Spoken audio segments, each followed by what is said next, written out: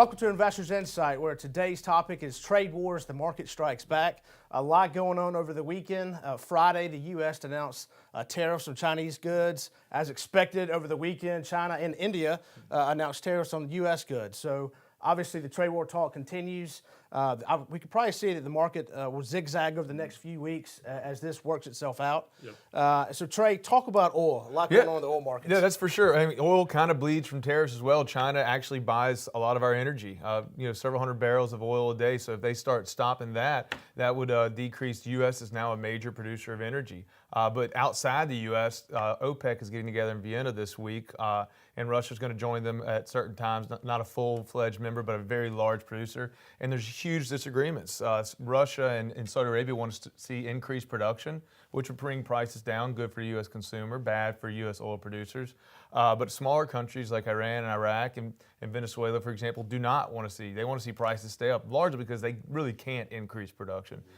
So we could see the summer driving season, we could see oil, gas prices come down, good for the consumer, but at a certain price point, we see these oil companies start to lose money. And like in 2014, we saw oil prices collapse. That did not go well for the U.S. economy. So it's kind of a give and take, really, really delicate balance. And we could see if they disagree, we could see kind of all the gloves go off and oil production just increase. We see prices collapse. That could be dangerous for the global economy and in the middle of a trade war, no less. Yeah, the OPEC meeting this week will be huge. Very. Could be a market mover. Mm-hmm. Then Ash, you update us on Dodd-Frank regulations. Talk about that because that's important.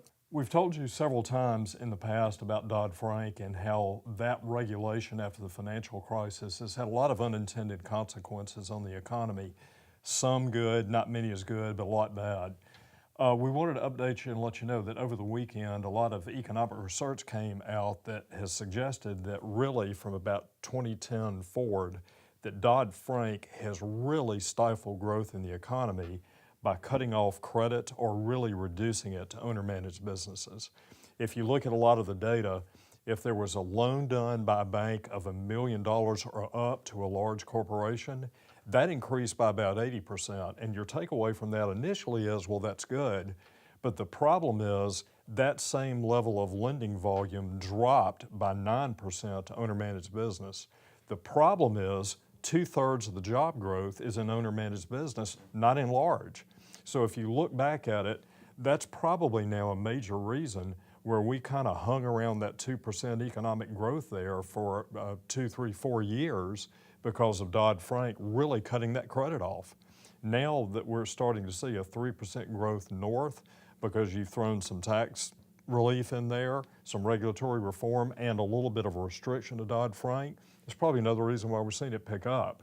So we could probably get another bump if we go back in on Dodd-Frank and bring it back even more. But it clearly hurt small business credit, no doubt. Yeah. And that's where the job growth is. And we're starting to see that relief kind of play out. That's right. So everything international is kind of up in the air right now. A lot of volatility is expected in the near term as, again, the trade war talk continues. But domestically, things are looking really good. Almost across the board.